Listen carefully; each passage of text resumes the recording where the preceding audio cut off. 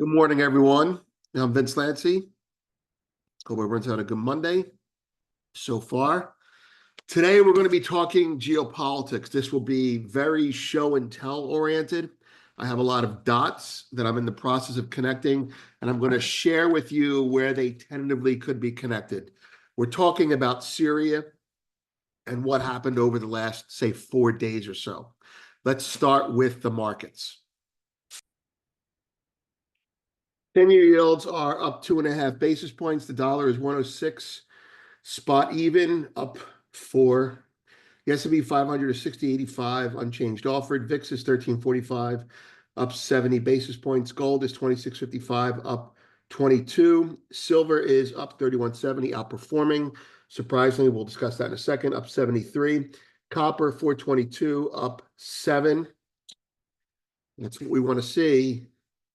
WTI 68, up 83. Natural gas $3, up 10 cents, 303, I should say. Bitcoin taking it on the chin this morning, 98,637, down 2,600. Ethereum 3861, down 144. Oof, that's a lot. I guess it's not a Middle Eastern safe haven this morning. Okay. Palladium up 24 at 982. Right. Platinum tracking it, 950, up 19. Gold silver ratio down significantly. Soybeans up a penny, 996. Corn unchanged, 427. Wheat 565, up 6.5 cents.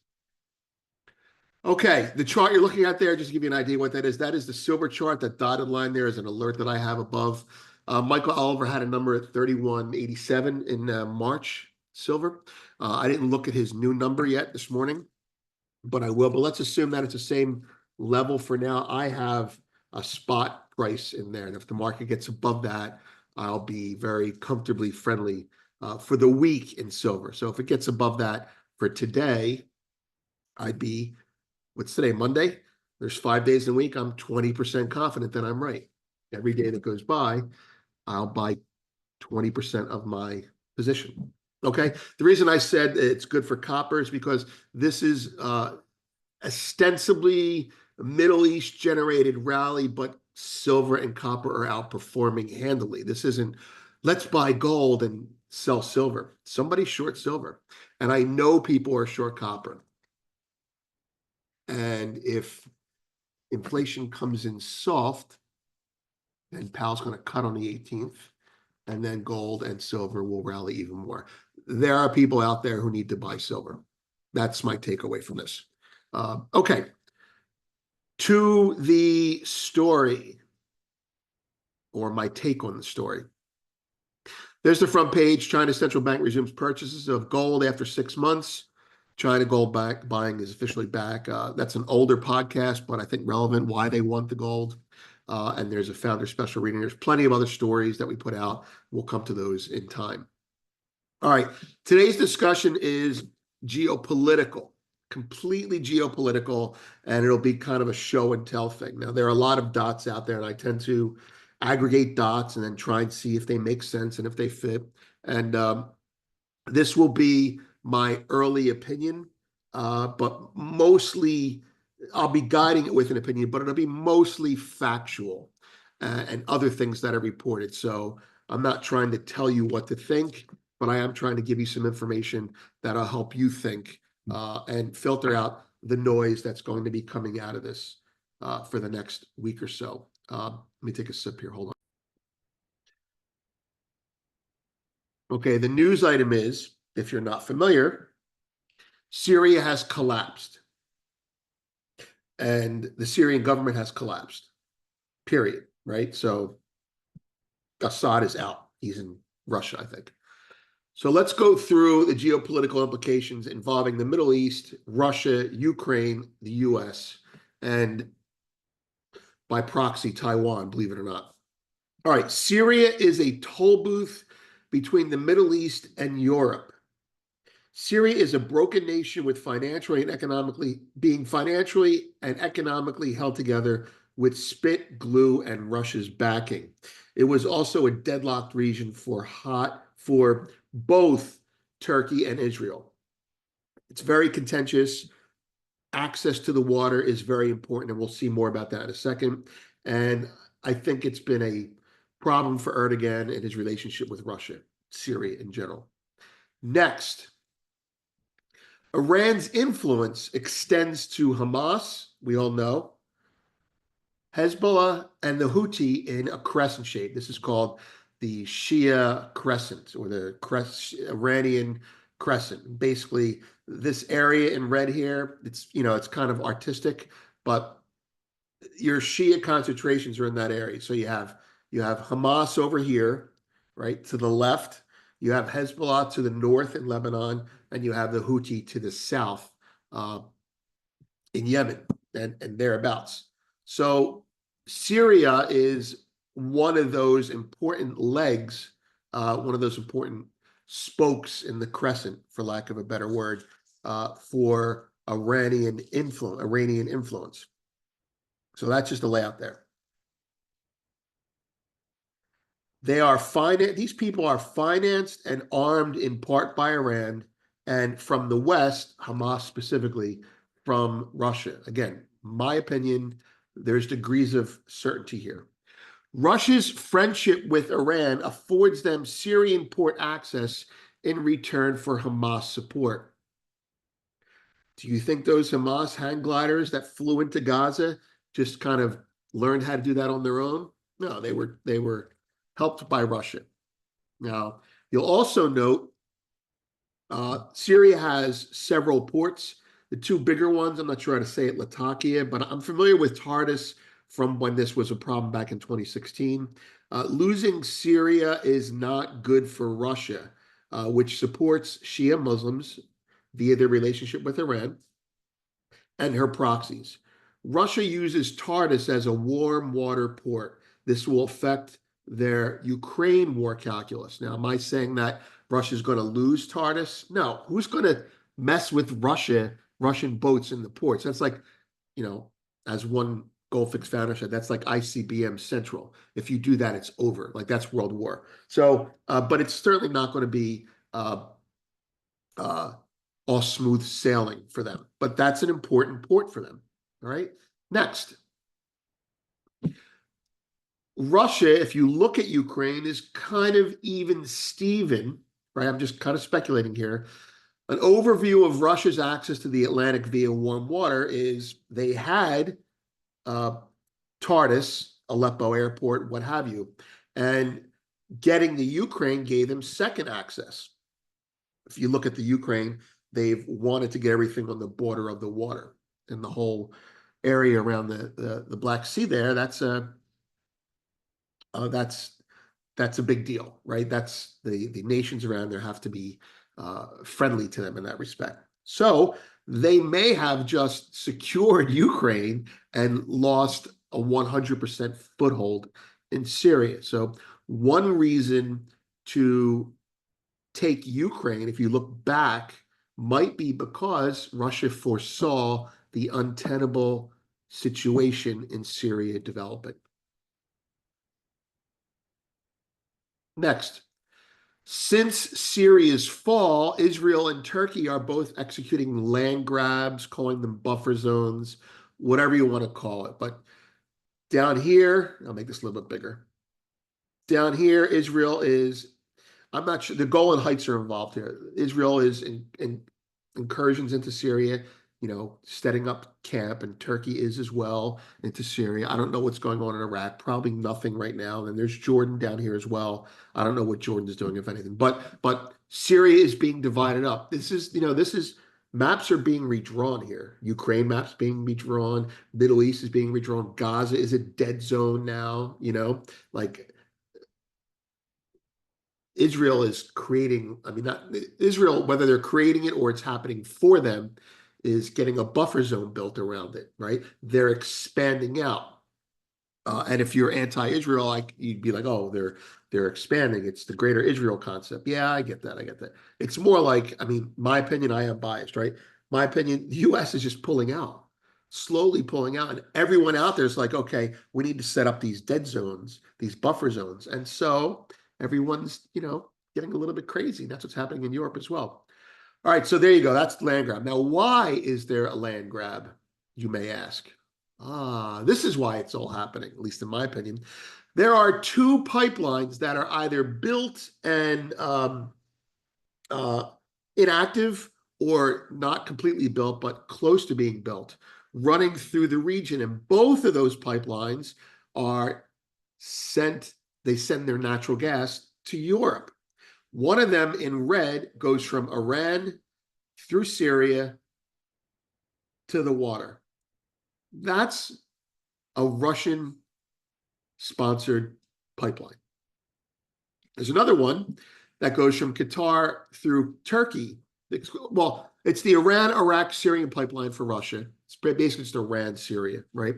And then there's the Qatar-Turkey pipeline, which also has to go through Syria. They have to go through Syria. That's why the toll booth concept. And destabilizing Syria and putting in an American-friendly government, which it looks like we're trying to do, hence the expression "terrorist in suits." I think the expression I heard. You're seeing a situation where Turkey's going to grab a little land for itself. Israel's going to grab a little land for itself, and also to facilitate whatever the pipeline is going to happen. Everyone's going to control the toll booth area, the dead zone. And Qatar has been supportive of Syrian unrest for 10 years now. So this is about energy. Now think about Russia. If Russia loses control of Syria, then they lose control of a pipeline that could go back on and feed Europe. This is after Nord Stream being blown up. This is also after, thankfully, coincidentally, wink, wink, they just closed their deal. They just finished their pipeline with China. So down the road, not tomorrow, but down the road, these are the implications. It's basically a tale of two pipelines, and it puts the blue one through Turkey in the lead. Next, which, in my opinion, closes the book on why the Nord Stream pipeline was blown up, right? If you think about the U.S., we want Russia isolated. You can't sell your gas to Europe, blow it up, right? Israel, Hamas. Okay, there's the Ben Gurion pipeline that they might do sometime in the future. And then there's what's going on in the Middle East now. So everything that's happening, I believe, has been to isolate Russia. That's what sanctions do. That's what blowing pipelines do. That's what Syria does. And pressure on China that will make them just look at Russia a little bit differently, maybe down the road, not tomorrow. But it will certainly make the BRICS at the periphery think twice about their relationship with Russia, not because they hate Russia, but economically, Russia could be weakened significantly by this. So no gas for Europe from Russia. This is what was there. This is an old map. Nord Stream 1 and 2, they're gone. The Yamal pipeline, I don't know if that still goes. Let's assume that it's not. Via Ukraine, those are all gone, right?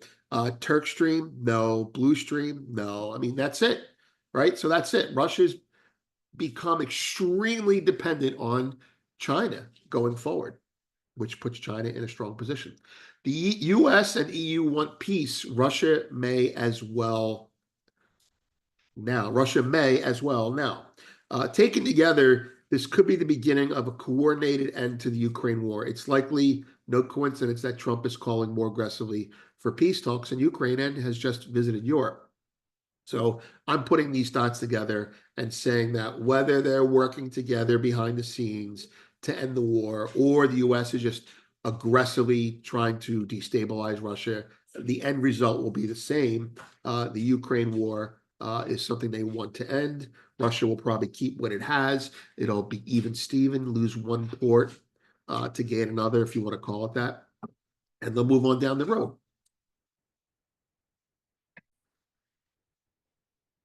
Coming soon, on deck. Goldfix Founder sent me these maps. On November 18th, this was the position of the U.S. carrier groups. And on December 2nd, this is the position now. So we'll go back and forth here, right? The 18th, your epicenter is in Europe. with a leaning to the right. Now your epicenter, if you want to call it that, is like basically India with a heavy leaning to the right. Now, everything is going on in the Middle East. Why did the carriers go over there? Well, there's a lot going on in Taiwan right now. There's a lot going on in that area, and it's on deck. Anyway, Abraham Lincoln. This is the Lincoln, uh, the Lincoln Group, carrier group. They're the ones that you watch because they're like the swing team. I'll show you what I mean. Lincoln's over here. That's Middle East. Lincoln's over here on the other side of what is over there? What is that? Vietnam. On the other side of Vietnam, well, that's looking at the whole Taiwan area. Okay, so that's like the swing carrier group for me in my mind. All right, so a couple other things quickly. Bitcoin Sailor, as a person who owns and who's friendly to Bitcoin, Sailor's just jawboning his market up and jawboning gold down, and the government likes that. I have a comment here. I'm going to discuss this later on. Banks are for stronger gold, but also for stronger. Okay, the bullion banks are starting to contradict themselves in their research. That's all I'm going to say for the moment. Next up, news and analysis. Look, GNR Quarterly came out, The Return of the West. A very comprehensive piece on there on the difference between uranium and copper. They believe there could be a divergence going forward, on the green side. China gold buying is officially back. Special what CME 1 ounce gold futures implies. It implies squeezed margins. UBS go for gold in 2025. Hartnett is testing us now. He actually put out a test. It was fun to take for me. I read him religiously, and I still failed the test. I think I got a 66. America's swing back to Trump is a sign the system is groping to restart. That's a piece. It's a good piece from a tech CIO. Founders, CTAs are too long dollars and not long gold. I put that out yesterday. It's not directly about gold, but it's about dollars. CTAs are long dollars. So if they sell their dollars, maybe they will buy some gold. And then there was a Founders special reading. Market news, Assad setback for Russia. We know about that. Okay, data on deck this week. CPI, PPI. Today, wholesale inventories. And we do have, here, I'll pop it up there. It's premium. World Gold Council has their Chinese gold market outlook for 2025, stabilizing demand. When you read reports by the World Gold Council, the bullish news is buried and the realistic or bearish news is headlined. So it's the opposite of say, a YouTube bull. It's not to say that their work is biased. It is to say that their work is demure, but this whole paragraph here is like, holy shit, China bought a lot of gold, right? But they're talking about jewelry and what have you. But now they're saying, jewelry demand is dropping, investment demand is picking up, but jewelry demand is dropping. And that's how the report basically goes. The interesting part of the report, which I do think is very helpful, is they go through the different segments of demand in China and what the drivers are, right? There's a couple of nice graphics there on that. And that's basically it. It's not about central bank demand. It's about jewelry and investment demand at the local retail level. And they basically say that it's going to be weaker and stable for jewelry. That's what they focus on, but it's also stronger and up in investment. So go figure. Jewelry is investment if you ask me. Anyway, that's it. These are the charts. We're getting close. We're getting close to me going, I'm going to buy strength in silver. This is very good, very encouraging. As long as oil is firm, doesn't have to be strong, just as long as it's above unchanged, then being long gold is the right thing. And as long as copper is up, then being long silver is the righter thing, because there is physical demand out there in silver. And Bob Coleman alerted us last week to the EFP tightening. So China's back buying gold, which means, my opinion, India is back buying silver. That's how it works in my book. All right, Vince, have a great day.